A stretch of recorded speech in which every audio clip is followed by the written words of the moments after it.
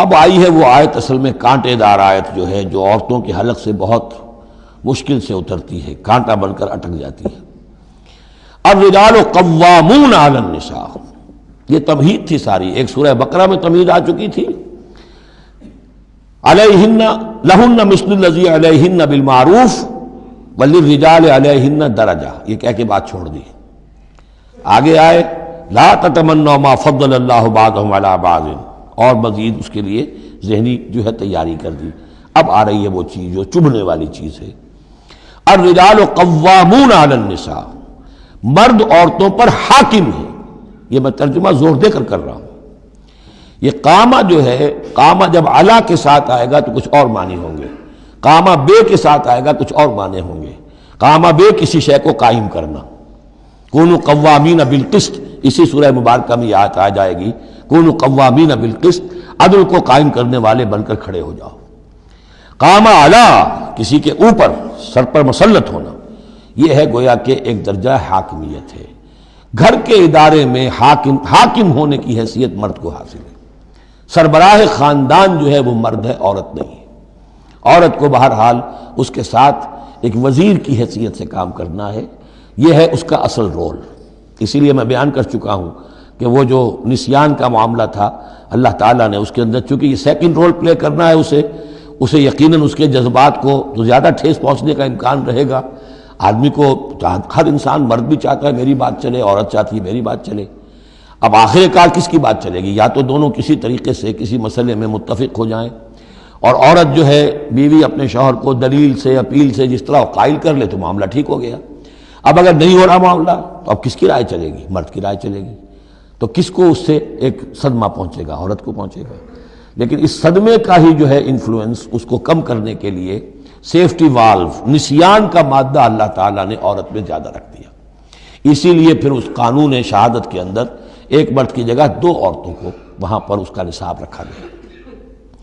الرجال قوامون علی النساء بما فضل اللہ بعضهم علی بعض۔ اب یہ دوسری بات ہے کہ اگر وہ شوہر حاکم ہو کر ظلم کرتا ہے، ان کے حق ادا نہیں کرتا ہے، تو اللہ کے یہاں بڑی سخت پکڑ ہوگی۔ یہ تو دوسری بات ہے بالکل۔ لیکن یہ کہ جو قانون ہے اسلام کا وہ یہی ہے کہ یہ اختیار دیا گیا، اب آپ اس اختیار کا غلط استعمال کر رہے ہیں، آپ اس کو ظلم کا ذریعہ بنا رہے ہیں، تو اس کی سزا اللہ تعالیٰ کے ہاں آپ کو مل جائے گی۔ بما فضل اللہ بعضهم علی بعض، بسبب اس فضیلت کے جو اللہ نے بعض کو بعض پر دی ہے، وبما انفقوا من اموالہم، اور بسبب اس کے کہ جو وہ خرچ کرتے ہیں اپنے مال۔ اب دیکھیے یہ خرچ کرنے کا معاملہ اسلام میں شادی سے شروع ہو گیا۔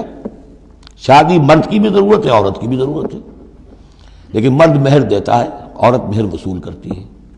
تو جو خرچ کرنے والا ہے اب اس کی ایک حیثیت دوسری ہو گئی۔ پھر گھر میں اس کا نان نفقہ پورا جو ہے، اس کا خرچہ، اس کی ذمہ داری، اس کو سپورٹ کرنا شوہر کے اوپر ہے، تو اب وہ مال خرچ کر رہے ہیں۔ بما انفقوا من اموالہم، فالصالحات، تو نیک بیویاں کون ہیں؟ جو کہ ایک جو سمجھیے قرآن کے نزدیک ایک عورت کا جو اچھا کردار ہونا چاہیے، ایک خاتون خانہ کی جو بہترین روش ہونی چاہیے، وہ یہاں 3 الفاظ میں آئی ہے۔ فالصالحات، نیک بیویاں، قانتات، ایک تو فرما بردار ہوتی ہیں، شوہروں کی فرما بردار۔ حافظات للغیب، غیب میں حفاظت کرنے والیاں، یعنی ظاہر بات ہے کہ مال ہے کسی کا تو گھر میں ہے، وہ تو کام پہ چلا گیا ہے، اب وہ کس کی حفاظت میں ہے؟ بیوی کی حفاظت میں ہے۔ اسی طرح اب بیوی کی جو عصمت ہے وہ در حقیقت مرد کی عزت ہے، اب وہ اس کی عزت کی حفاظت کرے اس کی غیر موجودگی میں۔ اسی طرح مرد کے راز ہوتے ہیں، سب سے زیادہ بڑھ کر جو ہے رازدان وہ تو بیوی ہوتی ہے۔ تو 3 اعتبارات سے حافظات للغیب، حافظات للغیب، غیب میں حفاظت کرنے والیاں، حفاظت کرنے والیاں شوہر کے مال کی، شوہر کے رازوں کی، اور شوہر کی عزت کی۔ بما حفظ اللہ، اللہ کی حفاظت سے، حفاظت ہے تو اللہ کی، لیکن جیسے رازق اللہ ہے لیکن کام تو انسان کو کرنا پڑتا ہے، رزق کمانا پڑتا ہے۔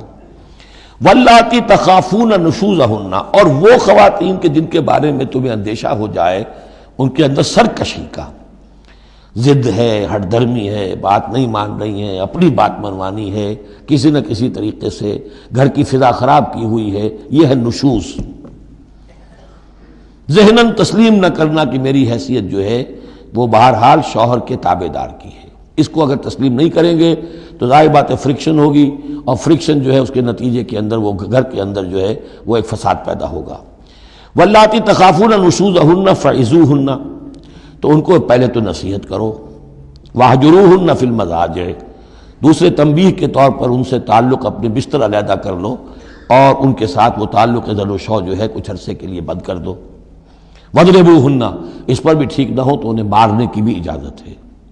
اس میں حضور نے جو روکا ہے وہ یہ ہے کہ چہرے پر نہ مارا جائے، اور کوئی ایسی مار نہ ہو جس کا مستقل نشان جسم پر پڑے۔ اب یہ چیزیں اللہ کا کلام ہے، اس کے اندر جو ہے کوئی ہمارے لیے کوئی جھجک نہیں ہے، معاشرتی زندگی کو ٹھیک رکھنے کے لیے اس کی ضرورت پیش آئے تو وہ بھی کرنی ہوتی ہے۔ فَإِنْ أَطَعْنَكُمْ، پھر اگر وہ تمہاری اطاعت کریں، فَلَا تَبْغُوا عَلَيْهِنَّ سَبِيلًا، تو اب ان پر خام خواہ کی زیادتی کرنا، پچھلے غصے نکالنا، بار بار جو ہے وہ اپنے غصے کا اظہار کرنا، یہ بھی ٹھیک نہیں ہے۔ ان اللہ کان علیٰ کبیرا، یقیناً اللہ تعالیٰ بہت بلند ہے، بہت بڑا ہے۔ وَإِنْ خِفْتُمْ شِقَاقَ بَيْنِهِمَا، اور اگر تمہیں یہ اندیشہ ہو گیا ہو کہ ان میں تو اب زدم زدہ ہو گئی ہے اور یہ اب ساتھ اب چلنا ان کا مشکل ہے، شوہر میں بیوی میں مزاجوں کا اختلاف ہے اور اس کی وجہ سے کوئی زدم زدہ، عورت بھی اکڑ گئی ہے، مرد بھی اکڑا ہوا ہے، تو اب ٹھیک ہے کیا کریں ہم؟ تو اس میں ایک کوشش کرنے کا حکم دیا پہلے، فَبَعْثُوا حَكَمًا مِّنْ أَهْلِهِ وَحَكَمًا مِّنْ أَهْلِهَا، تو ایک حکم مقرر کرو ثالث، لڑکے والوں میں سے، شوہر والوں میں سے، شوہر کے خاندان میں سے، اور ایک حکم جو ہے اس عورت یا لڑکی کے خاندان والوں میں سے۔ ان یریدا اصلاحا، اگر وہ دونوں چاہیں گے اصلاح، یوفق اللہ بینہما، اللہ تعالیٰ ان کے مابین موافقت پیدا کر دے گا۔ لیکن ان یریدا میں مراد دونوں ہو سکتے ہیں، یعنی ایک تو یہ کہ اگر واقعتاً شوہر اور بیوی جو ہے چاہتے ہیں کہ موافقت ہو جائے، ہوتا ایسا ہے کسی وقت جو ہے وہ نفسیاتی گرہ ایسی بن جاتی ہے کہ وہ بھی چاہتا ہے کہ معاملہ درست ہو جائے اور وہ بھی چاہتی ہے کہ درست ہو جائے، لیکن اب یہ کہ اب اس میں گرہ ایسی پڑ گئی ہے، مقطع میں آ پڑی ہے سکون دسترانہ بات، کہ اب اس میں کسی طریقے سے مسئلہ حل نہیں ہو رہا، تو حکمین آ جائیں گے تو وہ بات کو گرہ کھولیں گے، ادھر سے کچھ سنیں گے، ادھر سے سنیں گے، کچھ اس کی وضاحت ہوگی، کچھ ادھر کی وضاحت ہوگی، تو ہو جائے گا۔ اور ایک یہ بھی ہو سکتا ہے کہ اس سے مراد حکمین ہو، کہ اگر حکمین پوری سی کوشش کریں گے تو اللہ تعالیٰ ان کے مابین موافقت پیدا کر سکتا ہے۔ میرا رجحان پہلی رائے کی طرف زیادہ ہے۔ ان اللہ کان علیما خبیرا، یقیناً اللہ تعالیٰ بہت علیم اور خبیر ہے۔ اب جیسا کہ اس سے پہلے بھی سورہ بقرہ میں بھی جو اہل کتاب کے ساتھ بنی اسرائیل کے ساتھ میثاق لیا گیا تھا، تو اس میں جو چیزیں آئی تھیں وہ یوں سمجھیے امہات شریعہ، دین کی بنیادیں کیا تھیں۔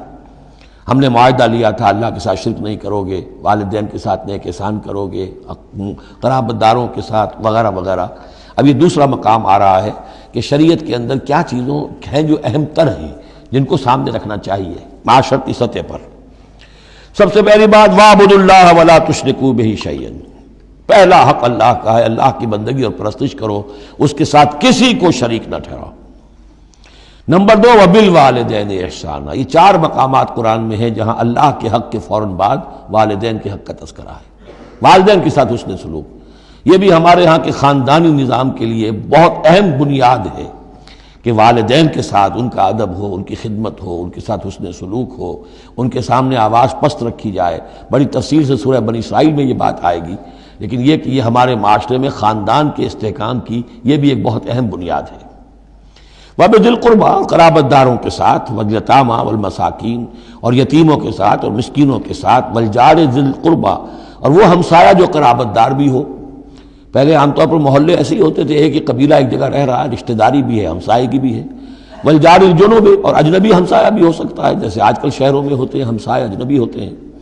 وَالصَّاحِبِ بِالْجَنبِ، اور ایک عارضی قسم کی بھی ہمسائیگی ہوتی ہے کہ جو آپ کے برابر بیٹھا ہوا ہے، آپ بس میں بیٹھے ہیں آپ کے برابر بیٹھا ہوا، یہ بھی آپ کا ہمسایہ ہے، جو کسی بھی اعتبار سے آپ کے ساتھ ہے، آپ کے پاس بیٹھنے والا ہے، اس کے ساتھ بھی نیک سلوک۔ وابن سبیل، اور مسافر کے ساتھ نیک سلوک۔ وما ملکت ایمانکم، اور جو بھی تمہارے لونڈی غلام ہیں، جو تمہاری ملک یمین ہیں، ان کے ساتھ بھی نیک سلوک۔ ان اللہ لا یحب من کان مختالا فخورا، اللہ کو بالکل پسند نہیں ہے وہ لوگ کہ جو مختال ہیں، شیخی خوڑے اور اکڑنے والے، فخر کرنے والے، اکڑ کرنے والے۔ الذین یبخلون ویامرون الناس بالبخل، جن میں یہ شیخی خوری ہوتی ہے، اکڑ ہوتی ہے، پھر وہ بخیل بھی ہوتے ہیں۔ اس لیے کہ عام طور پر تو انہیں اپنا جو تکبر ہوتا ہے وہ دولت کے برابر ہوتا ہے، انہیں معلوم ہے ہمارے پاس دولت ہے، تو ظاہر بات ہے دولت اگر وہ خرچ کر دیں گے اور دولت جو ہے نہیں رہے گی تو عزت نہیں رہے گی۔ جو کہ بخل کرتے ہیں وہ یامرون الناس بالبخل، اور لوگوں کو بھی نیکی بخل کا حکم دیتے ہیں، کیونکہ جب لوگ دیکھتے ہیں کہ یہ لوگ ذرا خرچے کے اندر کمی کرتے ہیں تو انہیں اندیشہ ہوتا ہے کہ یہ ہمیں ملامت کریں گے، تم بڑے بخیل ہو، تو اس سے پہلے ہی کیوں نہ کہو بابا یہ اس طرح نہ کیا کرو، تم خام کا پیسے اڑاتے ہو، کچھ نہ کچھ بچا کے رکھا کرو اور وقت پہ کام آئے گا، تو بجائے اس کے کہ آپ کو کوئی ڈیفنس لینا پڑے پہلے ہی آفنس لیجئے۔ تو یامرون الناس بالبخل، وہ لوگوں کو بھی بخلی کا مشورہ دیتے ہیں کہ عقل کے ناخن لو۔ وَيَكْتُمُونَ مَا آتَاهُمُ اللَّهُ مِنْ فَضْلِهِ، اور وہ چھپاتے ہیں اس کو جو اللہ نے انہیں اپنے فضل میں سے دیا ہے۔ دولت ظاہر ہوگی تو کوئی سائل سوال کر بیٹھے گا، یعنی اچھا مسکین صورت بنائے رکھو کہ ان کے اوپر تو شاید خود 2 وقت کے فاقے ہیں، اب ان سے میں کیا ان کے سامنے ہاتھ دراز کروں۔ وَأَعْتَدْنَا لِلْكَافِرِينَ عَذَابًا مُهِينًا، اور ایسے کافروں کے لیے ہم نے بڑا اہانت آمیز عذاب تیار کر رکھا ہے۔ وَالَّذِينَ يُنْفِقُونَ أَمْوَالَهُمْ رِئَاءَ النَّاسِ، اور اس سے بھی آگے بڑھ کر وہ لوگ ہیں برائی کے اندر، شناعت کے اندر، کہ جو خرچ کرتے ہیں مال لوگوں کو دکھاوے کے لیے۔ وَلَا يُؤْمِنُونَ بِاللَّهِ وَلَا بِالْيَوْمِ الْآخِرِ، اور وہ حقیقت میں ایمان نہیں رکھتے نہ اللہ پر نہ یوم آخر پر۔ وَمَن يَكُنِ الشَّيْطَانُ لَهُ قَرِينًا فَسَاءَ قَرِينًا، تو ایسے لوگ گویا کہ شیطان کے ساتھی ہیں، تو جن کا ساتھی شیطان ہو گیا ہو تو وہ تو بہت ہی برا ساتھی ہے۔ ماذا وماذا علیہم، کیا ہو جاتا ان پر، کیا قیامت ٹوٹ پڑتی ان پر۔ لو آمنوا باللہ والیوم الآخر، اگر وہ ایمان ہی لے آتے سچے دل سے، صدق دل سے اللہ پر اور یوم آخر پر۔ وانفقوا مما رزقہم اللہ، اور خرچ کرتے کھلے دل کے ساتھ اس میں سے جو اللہ نے انہیں دیا ہے۔ وکان اللہ بہم علیما، اور اللہ تعالیٰ ان سے اچھی طرح واقف ہے۔ ان اللہ لا یظلم مثقال ذرۃ، یقیناً اللہ تعالیٰ کسی پر ذرے کے برابر بھی، ذرے کے ہم وزن بھی ظلم نہیں کرے گا۔ لا یظلم مثقال ذرۃ وَإِن تَكُ حَسَنَةً يُضَاعِفْهَا، اگر نیکی ہوگی وہ ذرہ عمل کا جو ہے نیکی کا ہے اسے دگنا کرے گا، بڑھائے گا، بڑھوتری کرے گا۔ وَيُؤْتِ مِن لَّدُنْهُ، نہ صرف اس کو بڑھا کر دے گا واپس بلکہ اور اپنے پاس سے یؤتِ مِن لَّدُنْهُ أَجْرًا عَظِیمًا، خاص اپنے خزانے فضل سے مزید بہت بڑا اجر دے گا۔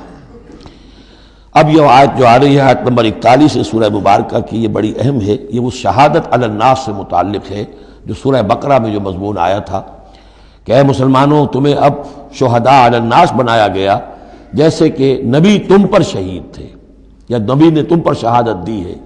نبی قیامت کے دن کھڑے ہو کر کہیں گے اے اللہ میرے پاس جو دین آیا تھا میں نے انہیں پہنچا دیا تھا، اب یہ ذمہ دار ہیں، they are responsible for their attitude and conduct. تو یہ بات تمہیں کہنی ہے قیامت کے دن کھڑے ہو کے، اے اللہ ہم نے اپنے زمانے کے لوگوں تک تیرا دین پہنچا دیا تھا۔ اب اس کے بعد جو بھی طرز عمل ہے یہ جواب دیں، ایسا نہ ہو کہ الٹا وہ ہمارے اوپر مقدمہ کرے کہ اللہ ان بدبختوں نے ہمیں نہیں پہنچایا، یہ خزانے کے سانپ بن کر بیٹھے رہے۔ تو یہ تو ایک رخ ہے اس کا، لیکن یہ کہ جس کے ذمے یہ ڈیوٹی لگ گئی ہو، واقعہ یہ ہے کہ اس کے لیے تو ایک بہت بھاری یوں سمجھیے کہ بوجھ ہے اس پر۔ اب اس کا جو ہے نقشہ کھینچا جا رہا ہے قیامت کے دن کیا ہوگا۔ فَكَيْفَ إِذَا جِئْنَا مِن كُلِّ أُمَّةٍ بِشَهِيدٍ، تو کیا ہوگا اس دن، کیا صورتحال ہوگی جس دن کے ہم ہر امت میں سے ایک شہید کھڑا کریں گے۔ کون؟ ان کا نبی اور رسول جس نے ان کو دعوت پہنچا دی۔ وَجِئْنَا بِكَ عَلَىٰ هَٰؤُلَاءِ شَهِيدًا، اور اے نبی آپ کو ہم لائیں گے ان پر گواہ بنا کر، یعنی آپ کو کھڑے ہو کر کہنا ہوگا، جس کو کہ ہمارے تصور میں کہتے ہیں، ہمارے اصطلاح میں پروزیکیوشن وٹنس۔ عدالت خداوندی کا پروزیکیوشن وٹنس کون ہے؟ نمبر 1 پروزیکیوٹر کون ہے؟ نبی۔ اے اللہ تیرا پیغام جو پہنچا تھا میں نے پہنچا دیا تھا، now they are accountable responsible. تو اس کے کیا معنی ہوئے؟ اپنی ہی قوم کے خلاف گواہی آ گئی نا۔ علا کا لفظ یہاں بھی نوٹ کر لیجیے، علا ہؤلاء شہیدا، علا ہمیشہ مخالفت کے لیے آتا ہے۔ ہم توقع میں ہیں کہ ہمیں تو شفاعت ملے گی میٹھی میٹھی، یہاں کڑوا معاملہ ہے۔ اے اللہ یہ بدبخت ہے جنہیں میں دین دے کر گیا تھا، ان کا کام تھا دین پھیلانا، انہوں نے خود دین کو چھوڑ دیا۔ تو نبی شفاعت کریں گے یا نبی مقدمہ قائم کریں گے؟ وقال الرسول یا رب ان قوم اتخذوا هذا القرآن مہجورا، اور کہیں گے رسول کہ اللہ میری اس قوم نے قرآن کو ترک کر دیا تھا۔ اس آیت کے بارے میں ایک واقعہ بھی ہے کہ ایک مرتبہ حضور صلی اللہ علیہ وسلم نے حضرت عبداللہ ابن مسعود سے کہا کہ مجھے قرآن سناؤ۔ انہوں نے عرض کیا حضور آپ کو سناؤں، آپ پر تو نازل ہوا ہے۔ فرمایا ہاں لیکن مجھے کسی دوسرے سے سن کر کچھ اور حظ حاصل ہوتا ہے، لطف آتا ہے۔ سورہ نساء انہوں نے پڑھنی شروع کی، شروع سے لے کے پڑھتے جا رہے ہیں۔ ظاہر بات ہے کہ حضور بھی سن رہے ہیں، باقی اور صحابہ بھی ہوں گے، اور حضرت عبداللہ ابن مسعود کی گردن نیچی ہے، پڑھ رہے ہیں۔ جب اس آیت پر پہنچے فَكَيْفَ إِذَا جِئْنَا مِن كُلِّ أُمَّةٍ بِشَهِيدٍ وَجِئْنَا بِكَ عَلَىٰ هَٰؤُلَاءِ شَهِيدًا، تو حضور نے فرمایا حسبک حسبک، بس کرو بس کرو۔ اور عبداللہ ابن مسعود نے سر اٹھا کر دیکھا تو حضور کی آنکھوں سے آنسوؤں کی لڑیاں چل رہی تھیں۔ اپنی قوم کے خلاف مجھے گواہی دینی ہوگی، وَجِئْنَا بِكَ عَلَىٰ هَٰؤُلَاءِ شَهِيدًا۔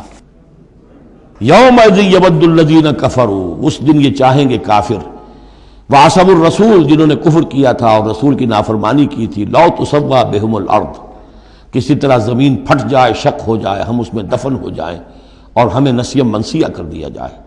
ولا یکتمون اللہ حدیثا، اللہ سے وہ کوئی بات چھپا نہیں سکیں گے۔